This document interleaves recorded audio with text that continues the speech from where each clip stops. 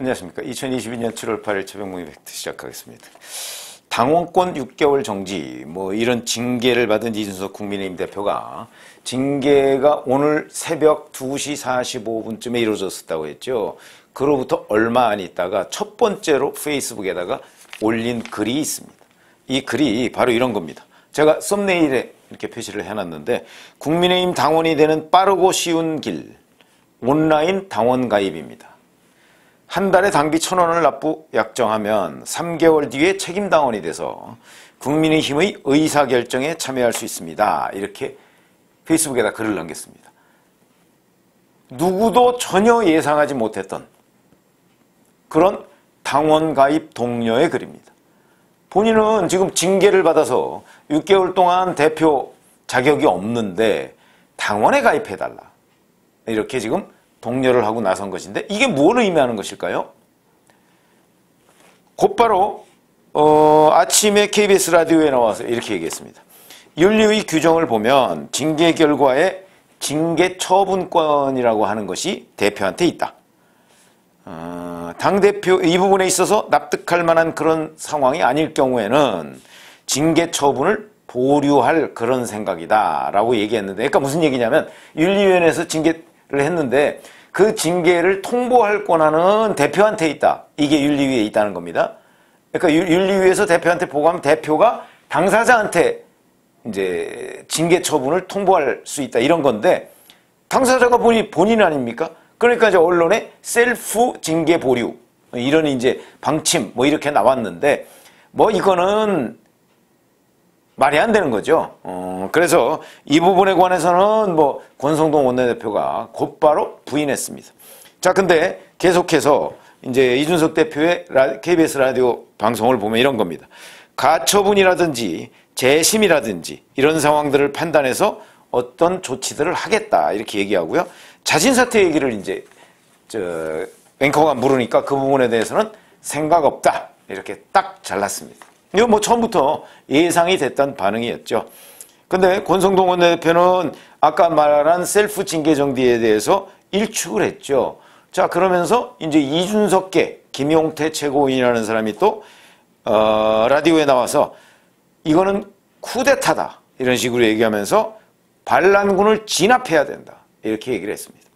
이제 본격적으로 이준석 대표 쪽과 이제 아마 이준석 대표 징계를 지금 주도한 사람들이 과연 윤리위원회냐 아니면 윤리위원회의 배후에 누가 있느냐 명확하지가 않지만 윤리위원회의 배후에 누가 있다. 그것이 일부 윤핵관이다 하는 것까지는 저희가 이제 취재를 했으니까, 결국 이 싸움은 윤석열 대통령 주변의 일부 윤핵관과 이준석 대표. 근데 거기에 윤석열 대통령은 방관자라는 건 곧 묵시적 동의가 있었다. 이렇게 얘기를 할 수가 있겠죠. 그런 싸움이 될 것인데, 지금 이준석 대표 쪽에서 오늘 징계 처분을 받은 이후에 내놓은 당원 모집글이라든가 반란군 진압이라든가 그다음에 앞으로 가처분 재심 이런 얘기들을 쭉 종합해 보면 굉장히 장기전에 대입하고 들어가고 있구나. 장기전 돌입에 대비하고 있구나. 이런 생각을 느끼게 됩니다. 그러니까 이 싸움이 굉장히 길게 갈 가능성이 있다는 거죠. 왜 그러냐면 이런 것들 다 하는데 시간이 걸립니다. 단기간에 이런 일들이 이루어지지 않거든요.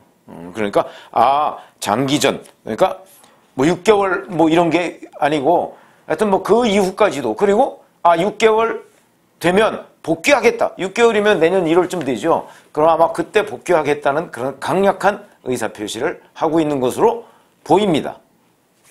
그냥 저는 복귀해라 또는 하면 안 된다 이런 얘기가 아니고, 객관적으로 중립적으로 볼 때 지금 이준석 대표는 장기전을 대비하고 있는 것으로 보인다 이렇게 분석할 수가 있고요.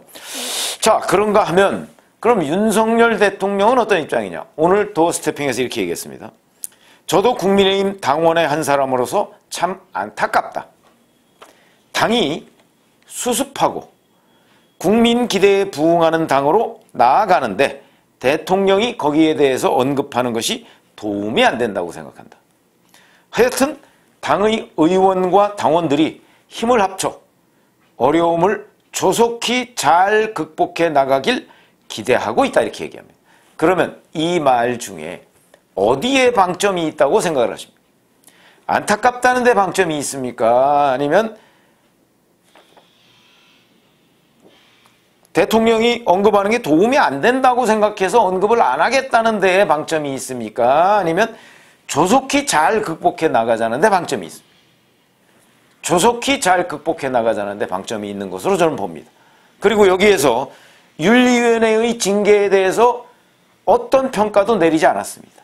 그 얘기는 곧 윤리위원회의 징계는 뭐 그냥 나는 인정한다는 의미로 받아들여질 수 있다.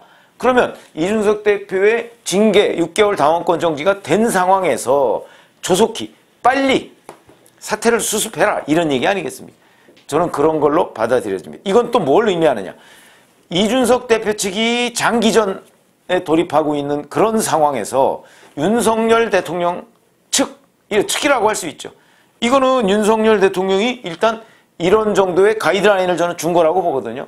그렇게 보면 윤석열 대통령 측 중에서 일부 윤핵관이 이걸 추진하고 있다 제가 말씀을 드렸는데 그 추진하고 있는 사람한테는 하나의 사인이 될 수 있겠죠. 그 사인은 뭐냐? 단기전으로 끝내라 이런 거 아니겠습니까? 단기전으로 끝내라. 단기전으로 끝내는 길은 뭐가 있을까요? 우선 첫 번째로 생각할 수 있는 게 사퇴 압박, 자진 사퇴 압박이죠. 그러니까 아마 오늘부터 그 윤석열 대표 측, 대통령 측, 대표 측이 아니고 대통령 측 내지는 윤핵관과 가까운 사람들, 이 사람들이 뭐 당에서는 압도적으로 많죠. 이준석 대표는 고립되어 있는 상황이니까 이 사람들을 중심으로 해서 뭐 온갖 언론 매체, 그다음에 당내 뭐 아니면 시위 뭐 이런 걸 통해서 이준석 대표에 대한 자진 사퇴 압박이 아마 전방위로 이루어질 것으로 보입니다. 그러면 이제 이준석 대표 측은 거기에 대해서 이제 뭐 쿠데타다, 반란군이다 그러면서 진압할 의사를 밝혔죠. 진압은 안 되죠, 물론. 왜냐하면 당내에서는 이준석 대표 측이 소수파니까. 그리고 많이 중간지대에서 좀 이렇게 관망하던 사람들도 뭐 이왕 뭐 오늘 윤 대통령 생각을 보면 이제 거의 기정사실이다. 이준석 당원권 정지는. 이러면서 빨리 이준석이 없는 상태에서 빨리 수습하라는 얘기로 받아들여지기 때문에 이게 이제 초단기적으로 끝내라. 그리고 이 갈등 상황이 장기화되면 안 된다. 이런 거 아니겠습니까? 그러니까 이준석 대표 측의 장기전, 윤석열 대통령 측의 단기전. 이게 지금 이제 맞붙어 있는 상황이죠. 이런 국면이 얼마나 갈까요? 과연 윤석열 대표 측에, 윤석열 대통령 측에 자꾸 대표라는 발음이 나오네. 윤석열 대통령 측의 이런 초단기적 그 매듭, 수습 이게 효과를 발휘할 수 있을까요? 아니면 장기전으로 갈 수밖에 없을까요? 저는 이 대목에서 초단기적으로 끝낼 수는 없다고 봅니다. 왜냐하면 지금 얘기했듯이 당원 모집 이거야 뭐 여기서도 이제 힘이 발휘가 되겠죠. 만약 이 당원 모집을 하는데 그런 거 한번 생각해 보시죠. 문재인 그 전 대통령이 대표 시절에 이런저런 막 그 온갖 압박을 받을 때 온라인 당원 모집을 했습니다. 그때 수십만 명이 거기에 가입을 했고요. 이재명 의원이 이번 대선에서 지고 나서 지자마자 바로 이대녀들을 중심으로 한 당원 가입이 폭증을 했습니다. 이건 뭐겠습니까? 이대녀 이런 사람들이 격려 지지를 하고 있는 거죠. 근데 오늘 이준석 대표가 당원 가입을 독려를 했습니다.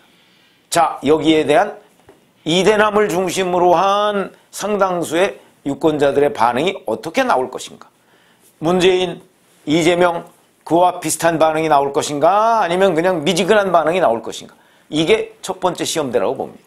만약 여기서 뭐 그냥 몇만 명 정도에 그쳤다 라고 하면 이준석 대표의 동력은 일단 상당히 떨어진다 이렇게 판단을 할 수가 있고, 그렇지 않다면 만만치 않네 이렇게 돼 있습니다. 그거는 좀 지켜봐야 되는 대목이고 그게 아마 첫 번째 가늠자가 될 것이고요. 그 다음에 이준석 대표는 그뿐만 아니고 여전히 당원 가입 독려를 하면서 이제 장기전, 중장기전에 대비할 가능성이 높다라고 본다면, 자, 이제 이런 상황에서 홍준표 대구시장이 오늘 페이스북에다 글을 올렸습니다. 지금은 이럴 때가 아니다. 이거는 약간 뭐 중립적 개념으로 보입니다. 이제라도 중진들이 나서서 수습하라. 근데 어느 쪽으로 수습하라가 없습니다. 그러면서 이렇게 되어 있습니다.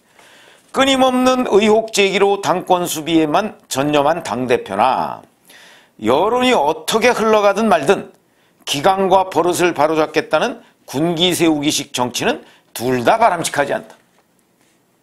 홍준표 대구시장은 철저한 중립지대에 있는 겁니다. 윤석열 대통령 측과 이준석 대표 측 사이에서 자기는 뭐 오불관은 나는 관여하지 않겠는데 잘해봐 뭐 약간 그런 개념으로 얘기를 하고 있습니다. 아마 양쪽 다 입장에서 보면 섭섭하기도 하고 뭐 좀 자기는 당원 아닌가? 뭐 이런 생각을 할 수도 있을 그런 정도의 표현이라고 봅니다. 자, 그러면 당내에서는 잘 아시다시피 윤석열 대통령 측이 훨씬 더 그 세력으로 많죠. 많기 때문에 아마 윤석열 대통령 측의 선은 줄서는 그런 국회의원들이나 당원들이 훨씬 많겠죠.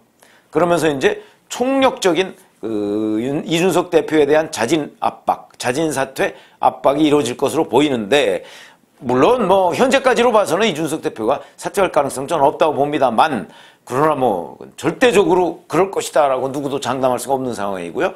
뭐 주말을 좀 지켜보겠다 뭐 이런 이준석 대표의 어떤 상황 판단도 있었다고 합니다. 그러니까 뭐 이번 이제 내일 모레 뭐 주말 아닙니까? 이렇게 해가면서 본인의 입장을 조금 더 정교하게 아마 다듬을 것으로 저는 보입니다. 그리고 이제 다음 주 월요일이죠.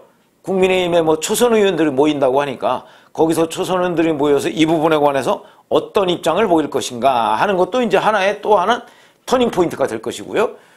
그리고 나서 이제 뭐 재선 의원들 3선 이상급 이런 사람들도 계속해서 모임을 가져가면서 아마 이런 걸 뭐 수습해야 된다 어쩌고 할 텐데 아마 당분간은 역시 뭐 이준석 대표에 대한 자진 사퇴 압박이 줄을 이룰 것으로 보입니다.